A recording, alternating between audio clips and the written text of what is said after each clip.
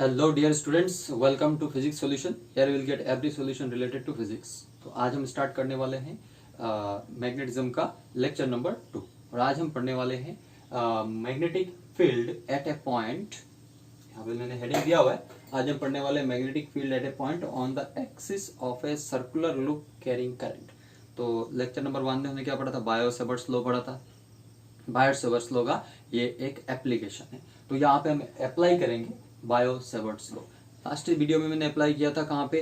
Straight wire carrying current पे, और वहां पे हमने magnetic field at a point due to that wire carrying current निकाला था। So in this video will try to find और will try to understand how to find magnetic field on the axis of a circular loop carrying current. So यहाँ पे मैंने एक loop लिया है, ये एक सर्कुलर लूप है। इस तरह से सर्कुलर लूप लिया है, ठीक है। और सर्कुलर लूप में करंट जो है वो एंटी क्लॉकवाइज फ्लो कर रहा है, एंटी क्लॉकवाइज फ्लो कर रहा है। इसकी वजह से ये सेंटर है, सर्कुलर लूप का सेंटर है, सेंटर का नाम है सपोज O, ठीक है।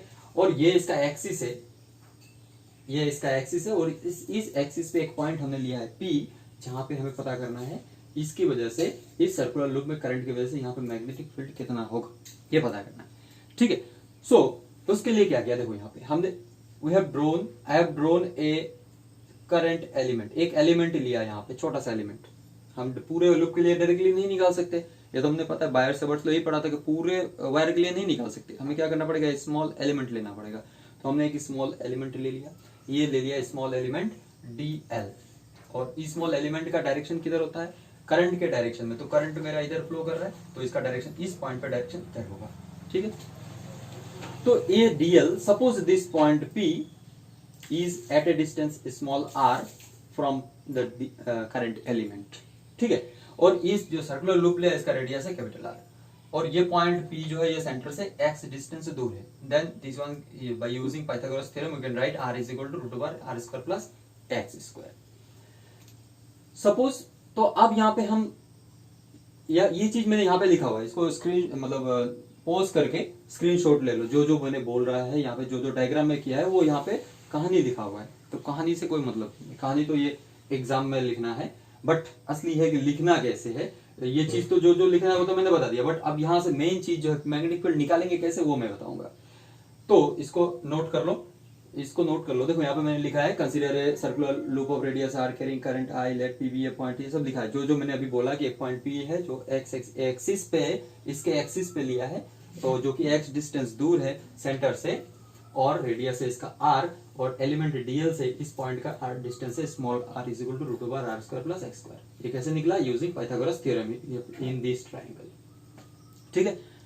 So this is all about इस construction. Now how to find this. So how to find, तो देखो यहाँ पे इसको मैं रब कर देता हूं, ठीक है। तो फाइंड कैसे निकालेंगे इसको?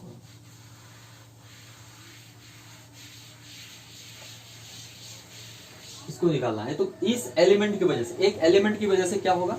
एक एलिमेंट की वजह से यहाँ पे magnetic field, magnitude of magnetic field will be dB is equal to μ0 by 4 pi I dl sine theta, I dl sine theta by r²। यही होता है ना। तो ये r क्या है? Distance of the point from the element. तो यहाँ पे डिस्टेंस क्या है? r है, स्मॉल r, ठीक है। और उसको हमने लिखा है r² plus x²। अब यहाँ पे देखो, ये जो साइन थीटा है, थीटा क्या था? Angle between dl and this r, ये वाला था ना, हमने जब ड्रॉ किया था। तो ये एलिमेंट था, और एलिमेंट और इस r के बीच में जो एंगल था वही थीटा था, ठीक है। तो यहाँ पे एलिमेंट ये है और ये r है, तो इसके बीच में एंगल एक्चुअली कितना है पता है? 90 डिग्री है। एक्चुअली कितना है ये? 90 डिग्री। ये एलिमेंट ऐसे है, समझना पड़ेगा, मैं दिखाता हूं कैसे है। मतलब ऐसे सोचो कि ये एलिमेंट इस तरह से घूम रहा है, करंट इस तरह से, ठीक है, इस तरह से घूम रहा है एंटी क्लॉकवाइज। तो ये रहा मेरा एलिमेंट है, यहाँ पे ये वाला एलिमेंट है इधर, और ये मेरा R है, ये मेरा R है, ठीक है। इस पॉइंट पे हमें मैग्नेटिक फील्ड निकालना है। तो इन दोनों का भी, ये एलिमेंट है dl और करंट एलिमेंट I dl, और ये R है, इन दोनों के बीच में एंगल कितना है? ये 90 डिग्री है। तो यहाँ पे ये साइन थीटा कितना है? थीटा जो है वो 90 डिग्री है। Sine theta is equal to 90, मतलब साइन 90 कितना होता है? 1। तो हम लिख सकते हैं I dl by R square लिखा जा सकता है। अब इसका डायरेक्शन क्या होगा, डायरेक्शन कैसे पता करेंगे, वही तो ये एलिमेंट है, ये एलिमेंट है करंट का, ये करंट का डायरेक्शन है ना, करंट तो ऐसे फ्लो कर रहा है एंटी क्लॉकवाइज, तो इस पॉइंट पे ये एलिमेंट है, एलिमेंट में करंट का इधर होगा एलिमेंट का डायरेक्शन, और आर उधर है, ठीक है। तो हम यहाँ पे right hand thumb rule use कर सकते हैं, स्क्रू रूल यूज कर सकते हैं, डीएल क्रॉस आर, या right hand thumb rule use करके इस पॉइंट पे मैग्नेटिक फील्ड कितना होगा बता सकते हैं। तो यूज करते हैं ना, देखो तो हम थंब को किधर रखते हैं, in the along the direction of current. तो इस एलिमेंट की बात कर रहे हैं, पूरे लुक की बात नहीं कर रहे हैं हम, इस एलिमेंट की बात करें। एलिमेंट में हम थंब रखेंगे, थंब रखेंगे तो यहाँ पे थंब रखेंगे ऐसे, तो यहाँ पे मैग्नेटिक फील्ड किधर होगा, मैग्नेटिक फील्ड किधर हो रहा है, ये इस पॉइंट पे ऊपर की तरफ, at a point tangent at a point give the direction. तो इस तरह से मैग्नेटिक फील्ड है, तो इस पॉइंट यहाँ पे क्या करेंगे, एक टेंजेंट ड्रॉ करेंगे, तो मैग्नेटिक फील्ड किधर होगा, इधर की तरफ होगा, ये होगा ना मैग्नेटिक फील्ड, ये मैग्नेटिक फील्ड होगा। तो ये मैंने ड्रॉ कर दिया, ये मैग्नेटिक फील्ड है, ठीक है। तो this dB is along this direction. इतना समझ में आ गया, so let us move ahead. तो अगर समझ में आ गया तो अब देखो, अब यहाँ पे डीबी, अब इसका ये ठीक इसके ऑपोजिट, ये जो एलिमेंट लिया ना इसका ठीक ऑपोजिट में और एक एलिमेंट लेते हैं। तो इस एलिमेंट में करंट क्या है, ऐसे घूम रहा है, तो इस एलिमेंट का, अभी एलिमेंट का डायरेक्शन किधर होगा, इस एलिमेंट से सपोज इसका डिस्टेंस वही आर डिस्टेंस है, तो इस एलिमेंट की वजह से यहाँ पे मैग्नेटिक फील्ड जो होगा वो किधर होगा, किधर होगा, दिमाग लगाओ। तो अभी किधर है, ये इधर है ना, तो ऐसे रखते हैं, तो मैग्नेटिक फील्ड किधर होगा, ऐसे, ऐसे होगा, ठीक है ना, ऐसे ऐसे मतलब इस डायरेक्शन में होगा, डीबी डैश सपोज, ठीक है। हमने एक एलिमेंट लिया डीएल डैश, उसके लिए मैग्नेटिक फील्ड डीबी डैश। अब देखो यहाँ पे, और ये एंगल हमने थीटा लिया हुआ, तो ये भी एंगल थीटा होगा। अब यहाँ पे एक परपेंडिकुलर जैसे ड्रॉ करते हैं, परपेंडिकुलर एक लाइन ड्रॉ करते हैं, परपेंडिकुलर लाइन ड्रॉ करते हैं, ठीक है। तो ये परपेंडिकुलर लाइन देखो यहाँ पे, ये एंगल तो हमने क्या बोला, ये 90 डिग्री होगा, क्योंकि magnetic field is perpendicular to both R and DL, ये तो हमने पढ़ा था डीएल क्रॉस आर से। तो ये मैग्नेटिक फील्ड जो है वो आर के परपेंडिकुलर है। अभी हमने क्या किया, ये वाला परपेंडिकुलर किया, ये वाला, ठीक है। तो ये थीटा अगर है, this angle is how much, ये तो पूरा 90 डिग्री है ना, तो ये अगर थीटा है तो ये कितना होगा, 90 माइनस थीटा। उसके बाद अभी हमने ड्रॉ किया, ये 90 है, तो ये 90 है पूरा, और ये वाला कितना है 90 माइनस थीटा, तो ये कितना होगा, थीटा, ठीक है। सो बाय ज्योमेट्री ये नहीं चाहिए, ये सब नहीं चाहिए, समझने के लिए बस, by geometry this angle is also theta, ये वाला एंगल बाय ज्योमेट्री हमको क्या मिल गया, ये एंगल थीटा है, तो ये एंगल भी क्या होगा, थीटा होगा। By geometry this angle is theta, then this angle is also theta. अभी अगर हम इस मैग्नेटिक फील्ड को रिजॉल्व करें, तो एक कंपोनेंट इधर आएगा, वो आएगा डीबी कॉस थीटा, और इधर एक कंपोनेंट आएगा इस डायरेक्शन में, वो आएगा डीबी साइन थीटा, ठीक है। ठीक इस तरह से इसको रिजॉल्व करेंगे, तो एक कंपोनेंट इधर आएगा डीबी डैश कॉस थीटा, और फिर इसको रिजॉल्व करेंगे इस साइड में, तो क्या आएगा, डीबी डैश साइन थीटा, ये आएगा। अब ये ध्यान से देखो, तो हमने एक एलिमेंट लिया, ठीक उसके ऑपोजिट में एक एलिमेंट लिया, तो क्या मिला, डीबी कॉस थीटा इधर और डीबी डैश कॉस थीटा इधर, ठीक है। तो मतलब ये इक्वल एंड ऑपोजिट है, ये वाला डीबी डैश उधर है, डीबी कॉस थीटा उधर है, डीबी डैश कॉस थीटा इधर है, ये क्या इक्वल एंड ऑपोजिट, तो इनका इफेक्ट क्या हो गया, कैंसल आउट हो गया। तो मैग्नेटिक फील्ड, ये डीबी साइन थीटा इधर है, डीबी डैश साइन थीटा भी इधर ही है, मतलब टोटल मैग्नेटिक फील्ड जो होगा, इसके वजह से मैग्नेटिक फील्ड जो होगा वो सिर्फ ये वाला होगा, डीबी नहीं होगा। डीबी क्या हो रहा है, डिवाइड हो रहा है दो पार्ट में, एक पार्ट इधर जा रहा है, एक पार्ट इधर, उसमें से ये वाला पार्ट क्या हो रहा है, कैंसिल आउट हो रहा है। तो कहीं से भी यहां से एक पॉइंट लूंगा, यहाँ से एक पॉइंट लूंगा, तो उसके वजह से जो बनेगा डीबी कॉस थीटा, वो क्या हो जाएगा, कैंसिल आउट हो जाएगा, सिर्फ क्या बचेगा, DB sine theta. Means total magnetic field due to this loop, इसमें तो बहुत सारे डीएल होंगे, तो total magnetic field due to this, यहां से हम लिख सकते हैं resolving dB into two rectangular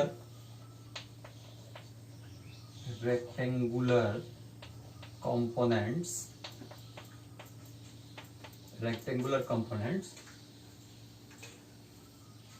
we get the total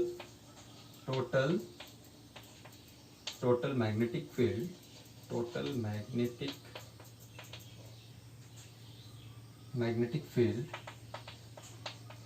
is only due to sin theta component,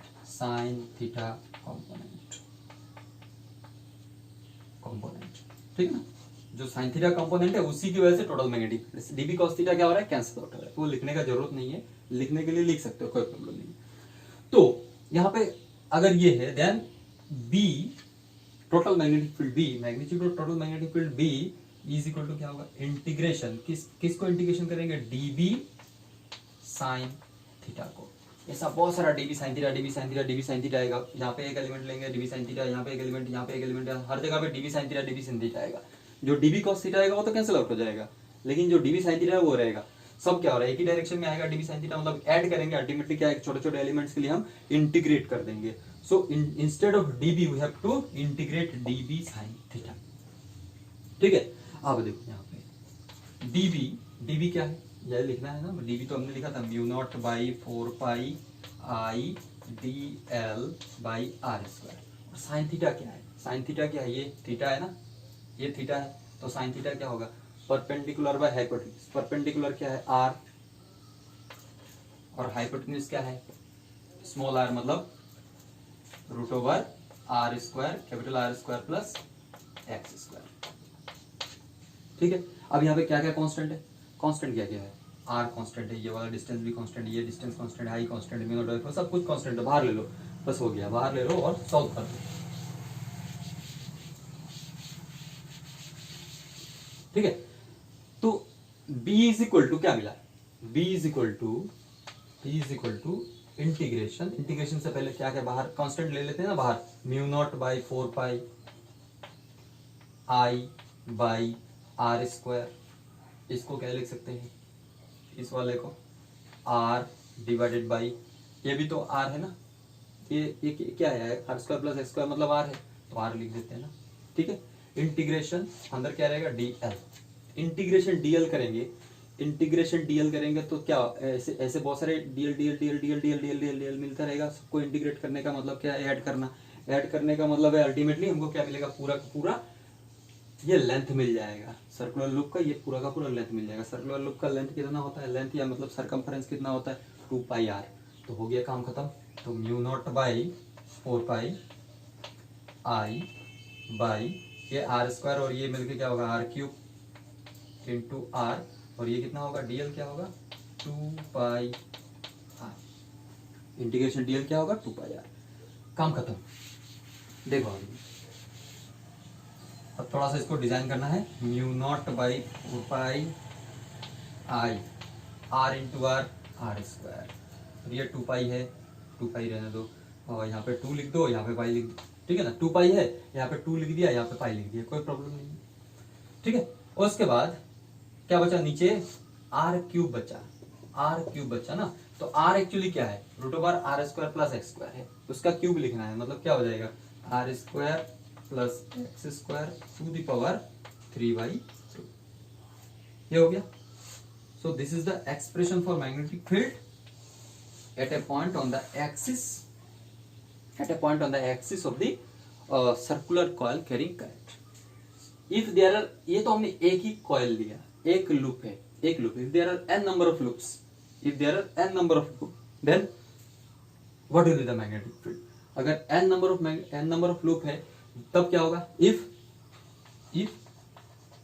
there are n number of loop,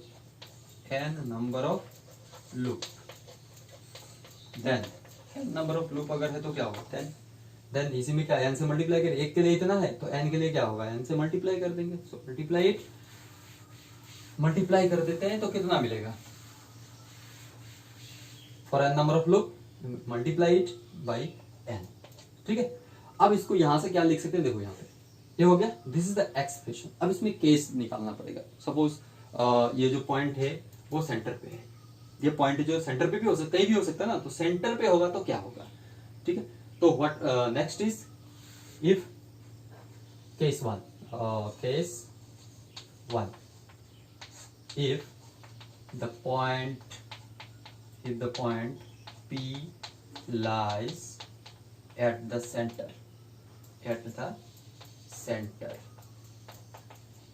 O, centre O। ये point P यहाँ पे है जो कि x डिस्टेंस दूर है। पॉइंट अगर सेंटर पे आ जाता तो x कितना हो जाएगा 0, that is x equal to 0। अब x इक्वल टू 0 यहाँ पे पुट कर दो तो क्या मिलेगा, x इक्वल टू 0 पुट करना पड़ेगा तो b क्या होगा, therefore b is equal to ये 2 रहेगा, रहने दो, 2 म्यू नॉट, काट नहीं रहा हूँ, कुछ कैंसिल नहीं कर रहा हूँ मैं अभी। हाँ, तो 2 म्यू नॉट n, इसको i n, ये पाई आर स्क्वायर क्या होता है, pi are square, pi into radius square क्या होता है, एरिया होता है। सो एरिया लिखता हूँ डिवाइडेड बाई 4 पाई, ये आर स्क्वायर है, आर स्क्वायर रहेगा और ये एक्स स्क्वायर क्या हो जाएगा 0 टू दी पावर 3/2, तो ये 2 कट गया, ठीक है ना, और एक ऊपर भी आर स्क्वायर है, आर स्क्वायर रहेगा, आर स्क्वायर तो नहीं रहेगा, ठीक। ये क्या हो गया, रब कर दो इसको। सो अल्टीमेटली क्या मिलता है हमको, so we are getting 2 mu naught I, ये एन आई ए जो है ना, इस एन क्या है, नंबर ऑफ टर्न्स, आई क्या है, करंट इन ईच टर्न, और ए क्या है, area of the loop, number of turns बहुत सारे, मतलब इस तरह से एक ऐसा है, ये ऐसा है, ऐसा है, बहुत सारा लूप है, और इसके वजह से यहाँ पे हम निकाल रहे हैं, तो सबकी वजह से यहाँ पे मैग्नेटिक फील्ड कितना होगा, इतना होगा ना। और जबकि सेंटर में निकालना है तो सेंटर में क्या होगा, इतना होगा। तो 2 म्यू नॉट आई ए को लिखते हैं, आई एन आई ए को लिखते हैं m बाई 4 पाई, और ये कितना हो जाएगा r cube. So this is the magnetic field at the centre of a circular loop carrying current of n number of circular loops of a circular loop having n number of turns, ठीक है। ये अगर n number of turns नहीं होता तो ये n नहीं होता, वहां पे n नहीं होता। ये m जो है, m क्या है यार, m is equal to N I A is called magnetic dipole moment, magnetic मतलब क्या है, यहां से समझना पड़ेगा, इसके बारे में हम डिटेल्स में नेक्स्ट चैप्टर में पढ़ेंगे, लेकिन यहां से एक चीज समझा देता हूं। तो एक लूप जो होता है ना, एक सर्कुलर लूप को एक तरफ उसका दो फेस है ना, एक इधर है और एक उधर है, तो इधर का फेस एक पोल, मैग्नेट का दो पोल होता है, नॉर्थ पोल साउथ पोल होता है ना, तो उसकी तरफ बिहेव करने लगेगा, डाईपोल की तरफ। यहाँ पे लिखा है मैग्नेटिक डाईपोल मोमेंट, मतलब यहाँ से एक डाईपोल की तरह ये बिहेव करेगा, एक तरफ एक नॉर्थ पोल होगा और एक तरफ साउथ पोल होगा। तो किधर नॉर्थ पोल और किधर साउथ पोल होगा ये बताता हूं मैं, देखो यहाँ पे कब नॉर्थ पोल होगा कब साउथ पोल होगा, कैसे समझ में आएगा, ठीक है।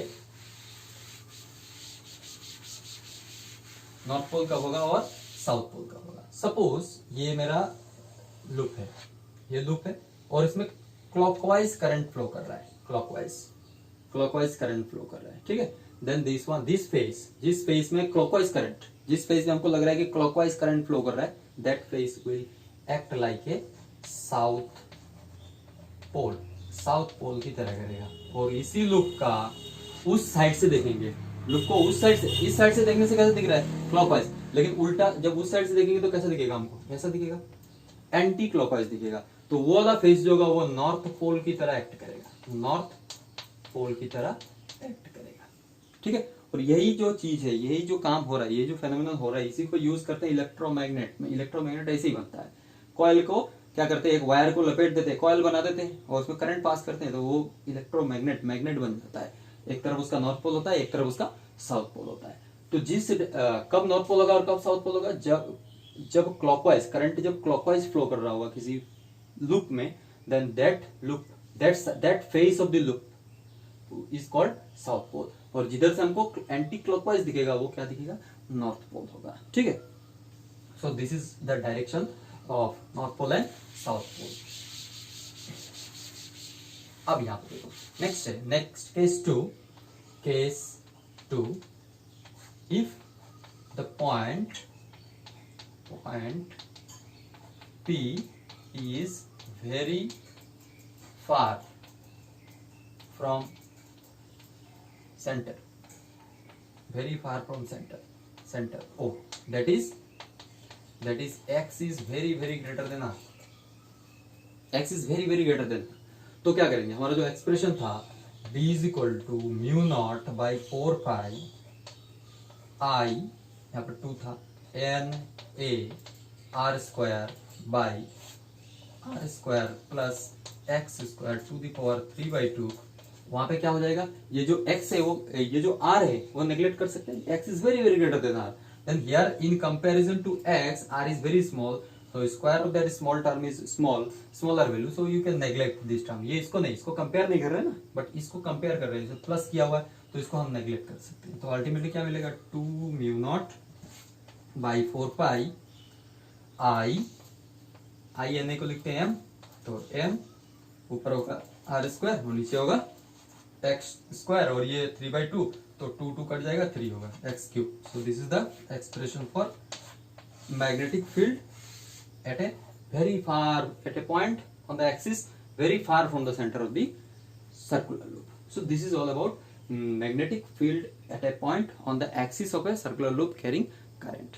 तो यहाँ पे एग्जाम में क्या पूछता है, यहाँ से न्यूमर, ये डायरेक्शन अगर आता है तो आसान है ना, इसमें कुछ नहीं है, तो वही एलिमेंट लिया तो ये डायरेक्शन है, लिख दिया, ठीक है, यहाँ पे एलिमेंट लिया तो डायरेक्शन ये होगा, लिख दिया, ठीक है. उसके बाद हमने थीटा लिया, रिजोल्व किया, आगे दिखा दिया कि डीवी कॉस थीटा जो वो कैंसिल आउट हो रहा है, डीवी साइन थीटा ही रिस्पॉन्सिबल है, पूरा का पूरा मैग्नेटिक फील्ड यहाँ पे मिलेगा, उसको इंटीग्रेट किया, मतलब सम किया मतलब अल्टीमेटली छोटे छोटे वैल्यूज के लिए हमने क्या कर देते हैं, instead of summation we use integration, तो इंटीग्रेट कर दिया, अल्टीमेटली हमको यहाँ पे मैग्नेटिक फील्ड पूरे लूप के लिए मिल गया, वो मिला इतना, ठीक है.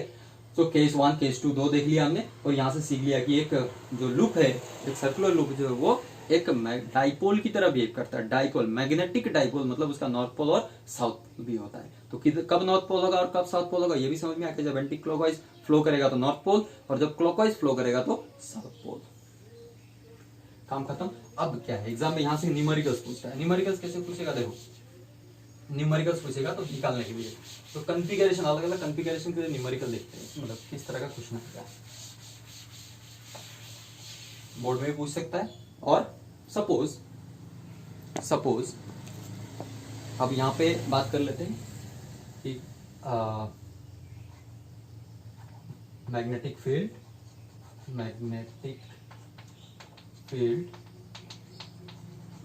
एट ए पॉइंट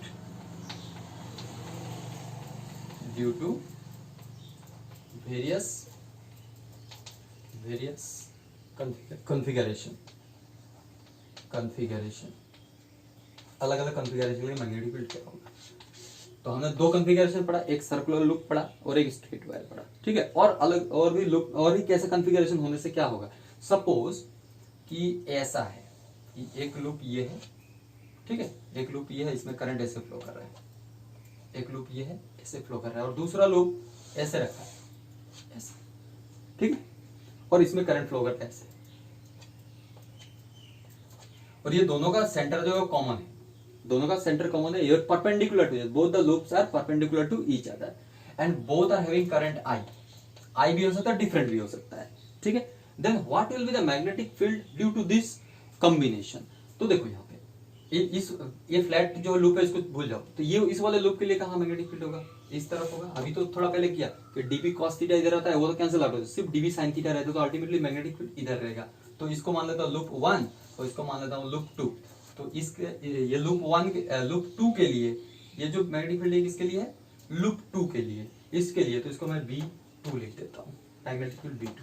इस वाले के लिए क्या होगा, ये जो फ्लैट लूप है इसके लिए किधर होगा, इधर की तरफ मैग्नेटिक फील्ड इधर होगा, B2 B1, ठीक है. तो B2 इधर B1 इधर, तो इन दोनों का नेट मैग्नेटिक फील्ड किधर होगा, इधर B, और ये B कितना होगा, B is equal to root over B1 square plus B2 square, B1 square plus B2 square, ठीक है. और B1 क्या है, B1 क्या है, एक लूप, सर्कुलर लूप के लिए है ना, सर्कुलर लूप के लिए at a point on the axis of the circular loop कितना निकाला था, वही वैल्यू यूज करना है यहाँ पे, ठीक है. B2 के लिए भी वही होगा, B2 के लिए इस वाले लूप के लिए, सर्कुलर लूप के लिए at a point on the axis of the circular loop, वो वाला यूज करना है, ठीक है. करंट अगर सेम है then both the magnetic field will be same. Current अगर सेम है तो मैग्नेटिक फील्ड क्या होगा, सेम होगा. करंट अगर सेम नहीं है then you have to substitute the value of the current and then you have to put here in this formula, this will be the net magnetic field. क्यों magnetic field? क्योंकि इन दोनों के बीच में angle कितना है, 90 डिग्री है। और cos 90 B1 क्या एक्चुअली होता है, resultant R is equal to A square plus B square plus R square is equal to A square plus B square plus 2ab cos theta. तो यहाँ पे b is equal to b1 square plus b2 square plus 2b1 b2 cos theta है, लेकिन cos theta कितना है, 90 degree है, so it will be 0। So in this type of combination directly you have to use this formula. और यहाँ पे b1 क्या होगा, b1 का वैल्यू जो है वो क्या होगा, mu naught by 4 pi 2 mu naught by 4 pi, एक टर्म है तो i, ठीक है, i pi are square by R square plus X square whole to the power 3/2, ठीक है। तो ये वाला फॉर्मूला B2 के लिए भी यही फॉर्मूला यूज होगा, B1 के लिए भी यही फॉर्मूला यूज होगा। So using this formula, if current is changing, suppose यहाँ पे करंट दे दिया I और यहाँ पे दे दिया 5I, तो B1 में I होगा और B2 में क्या होगा, 2 mu naught by 4 pi, current जो है वो 5I हो जाएगा, पाई आर स्क्वायर वही रहेगा by R square plus X square to the power 3/2। और यहाँ से हम इसको बिठा देंगे, सॉल्व करेंगे, आंसर आराम से हमको मिल जाएगा। So this is the magnetic field at a point due to this type of combination. Okay, so next combination क्या हो सकता है, ये नंबर 1 था, हाँ ये नंबर 1 था। अब नंबर 2 देखते हैं, ड्रॉ करके इसको, ये एग्जाम में आता है, यहाँ से आएगा तो नहीं कर पाएंगे, तो आराम से इसको प्रैक्टिस करना पड़ेगा, ठीक है। नेक्स्ट कॉम्बिनेशन क्या है, नंबर 2 फील्ड, मैग्नेटिक फील्ड जो यहाँ पे बात करेंगे वो मैग्नेटिक फील्ड ही होगा। Magnetic field at the centre of two concentric circles, concentric circular loop carrying current,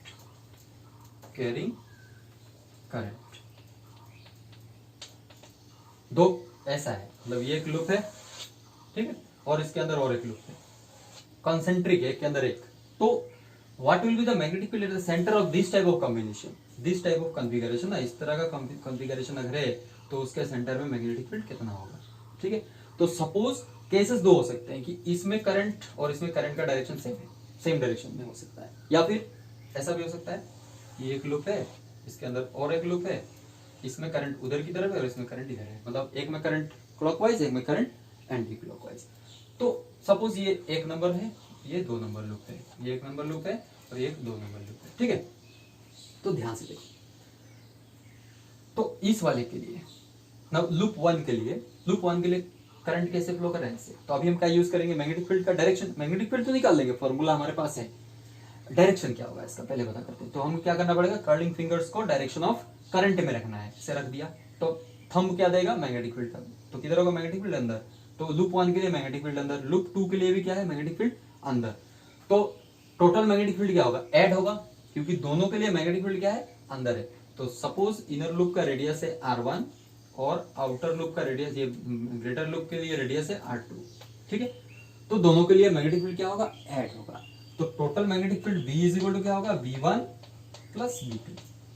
अब V1 क्या है, magnetic field at the centre of the loop 1। The centre of the loop 1 कितना निकाला था, 2 mu naught by 4 pi I pi are square cut दिया था ना, तो हमें क्या मिला था, x इक्वल टू 0, तो आर स्क्वायर कट के हमको क्या मिला था, अल्टीमेटली r मिला था, ठीक है। तो instead of r we will write here R2। हाँ, B1 के लिए मतलब इसको ऐसे मैं लिख दिया, 2 लिख देता हूँ, इसको 1 लिख देता हूँ, ठीक है। तो ये हो गया हमारा R1 प्लस दूसरे वाले के लिए क्या होगा, 2 mu not I pi by 4 pi R2। बस हो गया, कॉमन लेना है, प्लस करना है, आंसर मिल गया। अब यहाँ पे क्या होगा, इस वाले केस में क्या होगा, इस वाले केस में इसके लिए लूप 1 के लिए, लूप 1 जिसका रेडियस है R1, उसके लिए मैग्नेटिक फील्ड किधर है, अंदर। लेकिन लूप 2 जिसका रेडियस है R2, लूप 2 के लिए करंट इधर है, तो मैग्नेटिक फील्ड किधर होगा, बाहर, ठीक है। लूप 2 के लिए मैग्नेटिक फील्ड बाहर होगा, लूप 1 के लिए मैग्नेटिक फील्ड अंदर होगा। तो टोटल मैग्नेटिक फील्ड क्या होगा, एक माइनस होगा दोनों के बीच में, तो मैग्नेटिक फील्ड इंटेंसिटी किसका ज्यादा होगा, इसका ज्यादा होगा क्योंकि इसका रेडियस कम है. So will write, so due to this combination, so this combination ये होगा, लेकिन इस तरह का कॉम्बिनेशन अगर है तो टोटल मैग्नेटिक फील्ड सेंटर क्या होगा, B is equal to V2 minus B1. V2 minus B1 क्यों लिखा, तो magnetic field due to this loop, second loop is stronger. Minus क्यों लिखा, क्योंकि डायरेक्शन ऑपोजिट है इसलिए माइनस लिखा. ठीक है, स्ट्रॉन्गर है इसलिए लिखा. या फिर यहाँ पे साइन है, यहाँ पे साइन कन्वेंशन, एक्चुअली में साइन कन्वेंशन को फॉलो करते हैं, साइन कन्वेंशन को फॉलो करते हैं. जो आउटवर्ड होता है ना उसको प्लस लेते हैं, जो इनवर्ड होता है उसको माइनस लेते हैं. तो यहाँ पे आउटवर्ड कौन है, R2 के लिए आउटवर्ड है, R1 के लिए क्या इनवर्ड है, तो इसलिए V2 माइनस B1 ले लिया. ठीक है, और B2 का वैल्यू क्या होगा, B1 का वैल्यू क्या होगा, इसी तरह से वैल्यू होगा, माइनस कर देंगे, आंसर आ गया. So this type of combinations are asked several types. और भी कॉम्बिनेशंस है, बहुत सारे कॉम्बिनेशंस है, वो धीरे धीरे हम न्यूमेरिकल्स जब मैं सॉल्व करूंगा, then that type of combinations which are generally asked in NEET and JEE that I will solve. Okay, so thank you for watching this video. In this video you have got the basic concept of one application, magnetic field at a point on the axis of a circular loop carrying current, and you have learned two different combinations, one combination mutually perpendicular coils and two concentric circular loops. Okay, next video we will discuss about Ampere's circuitry law. Okay, thank you.